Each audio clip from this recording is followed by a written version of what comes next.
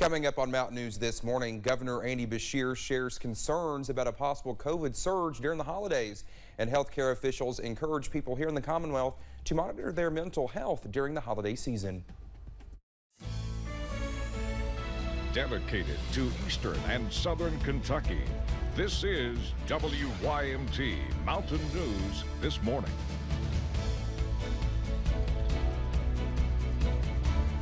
Good Tuesday morning to you. It's just before 5 o'clock. I'm Dakota Makris, and it certainly is a cold morning.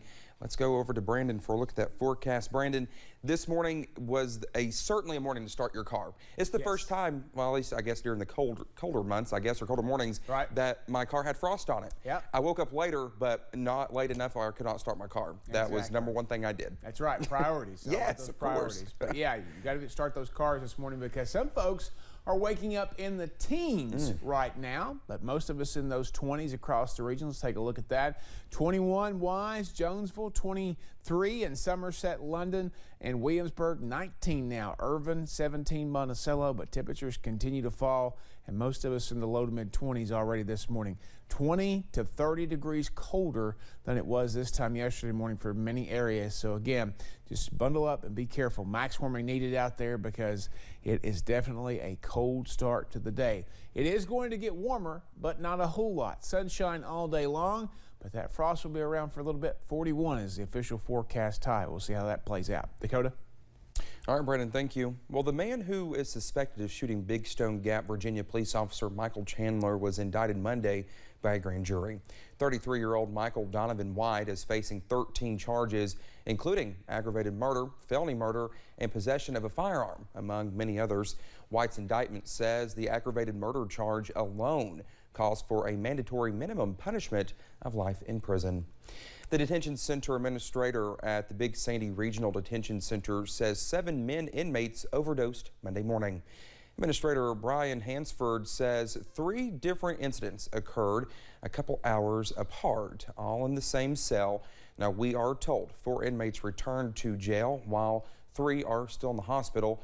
The inmates in the cell had been detoxed and were moved to a step-down cell, which is an isolated cell to keep any potential contraband from slipping by and getting into the facility. A golden alert is out in Powell County. The sheriff's office is looking for Ellis Rife. He is from Clay City. He was last seen on Fifth Lick Road Sunday driving a 2005 maroon Saturn Relay. Deputies say he is 90 years old and has dementia and is on medication that he needs daily. And they also say he has property in Salyersville and in the Kite community of Knott County. If you see him, you are asked to call deputies. A woman is under arrest for criminal abuse, accused of beating a foster child. Deputies say Courtney Allen was taking care of a foster child that was in her mother's care because her mother had been in the hospital. Deputies say Allen left bruises and cuts on the child's face, as well as bruises on her chest, legs, and kidney area. She's charged with wanton endangerment and criminal abuse. In Monticello, police need help identifying these theft suspects. They say security cameras caught people stealing from Mary's Variety and More during the weekend. They stole custom-made racks from behind the store. Police say if you know who the men are, you can call them at 606-688-7676. You can remain anonymous.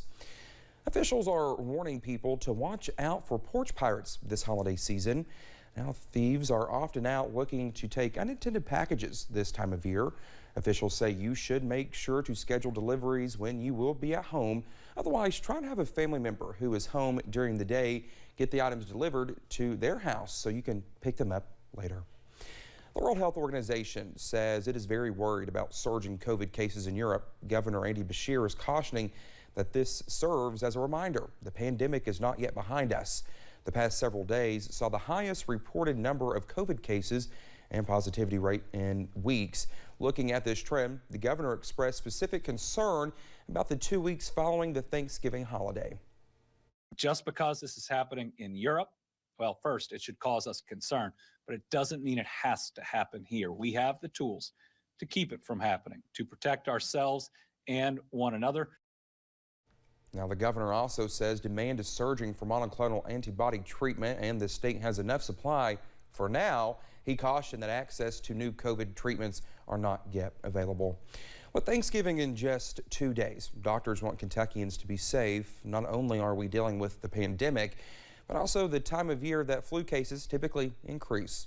Doctors say as the months get colder, we are more likely to see flu numbers increase.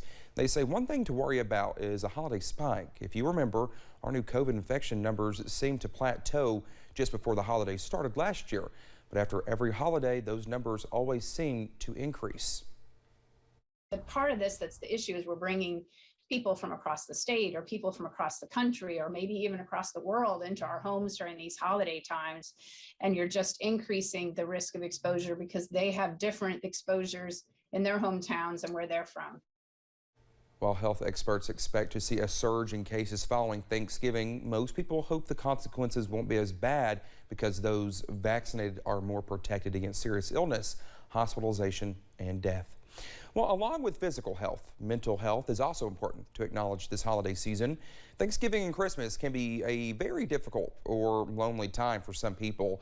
If you find your mental health is getting worse this holiday season, experts say it is important to reach out to a friend, loved one, or a mental health professional for guidance.